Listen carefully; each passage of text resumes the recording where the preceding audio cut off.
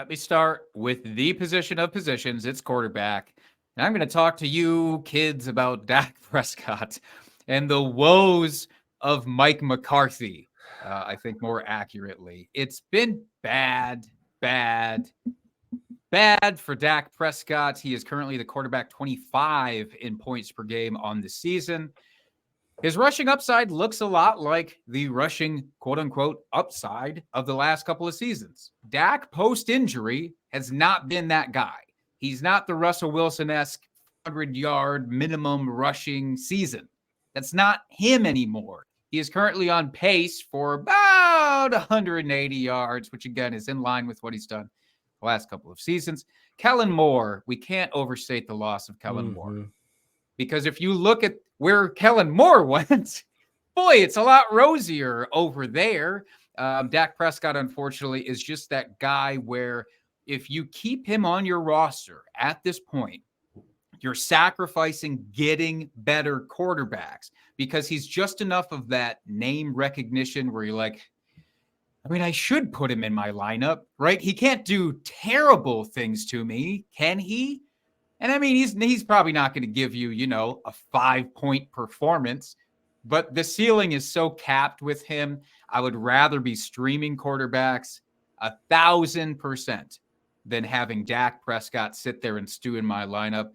Pick up CJ Stroud, pick up Matt Stafford, pick up these guys and play the matchups rather than stick it out with Dak Prescott, who I just think his boom week is going to be like quarterback 10. And that's not what you need in your lineup. Yeah, I think the biggest thing is the loss of Kellen Moore here. Because Dak was, fringe top 12 the whole time Kellen Moore was there. And all of a sudden he's gone. And I know every season is different. So you can't just say, oh, it's singly because of that. His weapons are pretty much the same. I mean, Zeke's gone, but Zeke was not Zeke last year. The Zeke of old. It was Pollard was the guy. You had CD. They brought in Brandon Cooks, which is actually an upgrade in my opinion. Jake Ferguson, he's great young tight end. The pieces are there on the offense, but it's Mike McCarthy's offense now, which we have seen, and Dak is no Aaron Rodgers.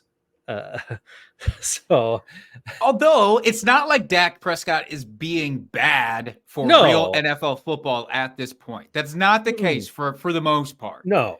It's just for fantasy. You're saying it. This offense, it's not built to sustain great fantasy relevance. And I just hope that CeeDee Lamb remains somewhat unscathed the rest of the way, because that would be the biggest bummer if he was to fall victim to this as well. But fingers crossed on that one.